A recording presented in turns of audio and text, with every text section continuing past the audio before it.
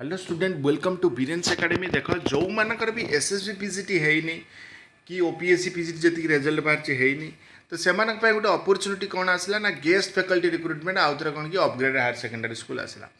Eighty जो letter रे लिखाई कौन ना जेहेतु बर्तमान पीजीटी रिक्रुटमेंट सरी नहीं पीजीटी से कौन कि upgraded high school upgraded high school कौन कि निहाती टीचर दरकार तो से गेस्ट फैकल्टी वैकेंसी काढ़ी है पाखापाखि 2000 पोस्ट आसो 30/5/2025 यार आडभटाइजमेंट पब्लिकेसन हम आ सर्टिफिकेशन वेरिफिकेशन आ पब्लिकेशन सिलेक्शन लिस्ट 17/6 बाहर आउ एनगेजमेंट ऑर्डर दिहब 18/6 है। गेस्ट फैकल्टी तुम 20/6/2025 जॉइनिंग करेंगे जो समर वेकेशन पर स्कूल यार जो सिलेक्शन लिस्ट कौन कि 18 जून 2025 भर सरीजा दरकार। आ गेस्ट फैकल्टी जी रही सिलेक्टेड हे कौन तुम नेक्स्ट समर वेकेशन 2025-26 जाए से रे बात पूर्व कौन कि पीजीटी टीचर पोस्ट होगा से काढ़ी देवे है।